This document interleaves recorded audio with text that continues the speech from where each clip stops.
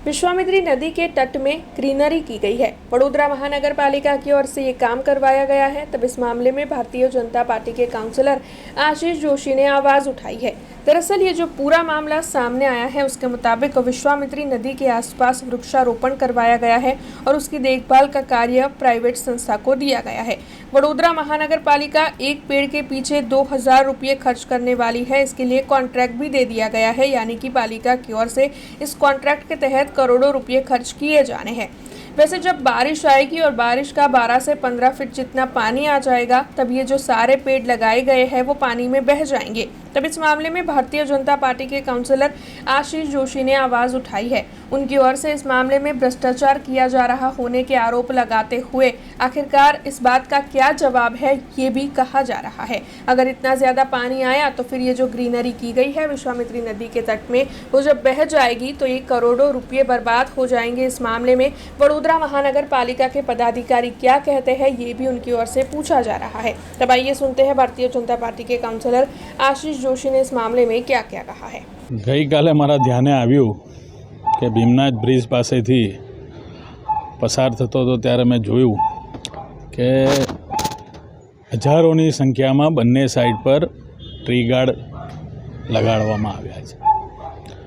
હાલ વિશ્વામિત્રીનું જળસ્તર નોર્મલ છે, વરસાદનું કોઈ વાતાવરણ નથી અને હજુ સિઝનનો મોટાભાગનો વરસાદ બાકી છે। ત્યારે ધ્યાને આવ્યું કે જ્યારે 10-12 ફૂટની ઉપર જો વિશ્વામિત્રીનું જળસ્તર જશે તો આ બંને બાજુ જે પ્લાન્ટેશન કરવામાં આવ્યું છે એ પ્લાન્ટેશનની સાથે પિંજરા પણ તણાઈ જશે। ધસમસતા પ્રવાહમાં કોઈ કેપેસિટી જ નથી કે આ પિંજરા ટકી શકે। હજુ વરસાદ બાદ ઓગસ્ટ સપ્ટેમ્બર મહિનામાં જો કંઈક રોપા લગાડ્યા હોત, પ્લાન્ટેશન કર્યું હોત તો એકાદ વર્ષનો સમયને મજબૂતાઈ મળી ચૂકી હોત। પણ હાલ વરસાદની સિઝન હજુ આજે જ્યારે વડોદરા શહેરમાં બાકી છે અને આટલા મોટી સંખ્યામાં આ પ્લાન્ટ લગાડવાનું કયા અધિકારીને મગજમાં આવ્યું એ જ વિચારી નથી શકાતું। આપ જોઈ શકો છો કે બિલકુલ કિનારા પર પ્લાન્ટેશન થયું છે। 10 થી 12 ફૂટના લેવલે આ બધા જ પ્લાન્ટ ધોઈ જશે।